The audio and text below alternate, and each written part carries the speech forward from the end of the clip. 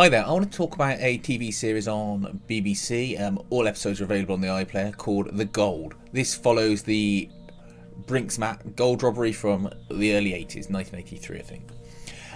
This isn't a robbery I was overly familiar with, but I know enough. There was a massive gold robbery. I think there was also some diamonds and a bit of money as well stolen too, and it was laundered and used to fund the construction of Canary Wharf in London. Now, I thought, oh, I like a bit of crime.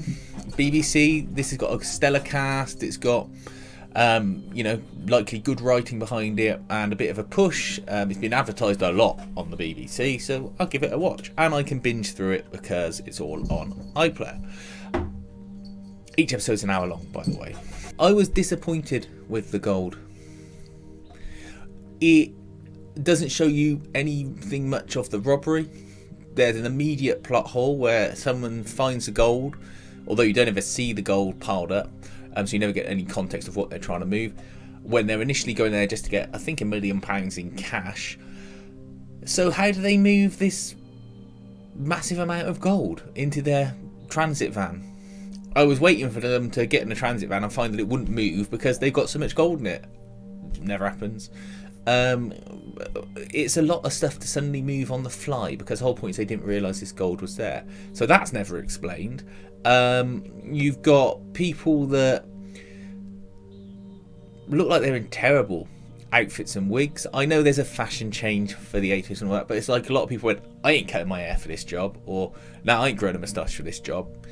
And it was just takes you out of it a little bit. Hugh Bonneville's really good, but they seem to focus on these two sort of working class coppers. One's a lady who's got a link to her family being involved in crime. Okay, I'm sure she's a real person who was in it, but in the back of my mind I'm thinking, but were they? Because you get a disclaimer at the start of the series saying, some of this is dramatised or fictionalised, which I understand you always get with an adaptation of real events, unless you are watching a straight documentary. So, I always take that with a pinch of salt. But yeah, it just sort of left me feeling a bit flat. Really, I think the problem was it is a series that shouldn't have been 6 episodes long.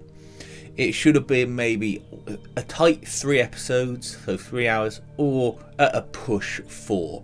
But it should not have been 6. And I do wonder if that was a matter of commissioning, that the BBC said we've got to fill 6 hours of telly, so get on with it, or whether that was writers being overindulgent. I don't know, but I think if you'd have squished it down to 3 or 4 episodes, you could have upped the budget, you could have shown a bit more drama and action. But I appreciate if there's not a lot of drama and action in the story, then maybe that's something to think about when you're adapting that story. Whether it's something to adapt, whether it's something to dramatise a little bit, I don't know. I'm not a TV writer or producer, I'm just the mug that sits there and watches it and says whether he enjoys it or not. I'm also not a professional critic, so if there are higher things I'm not aware of, so be it. I am Joe Public who sits there and has to watch it. I pay my licence fee, So yeah, The Gold. If you are really into the Brinks Mat robbery, give it a watch. You probably can spot the factual accuracies and inaccuracies, mutter along in your chair and go, oh, it didn't happen like that, or oh, that's quite accurate, whatever. But if you are just a casual TV viewer looking for something to watch, I think it's a lot to invest 6 hours in, to be honest.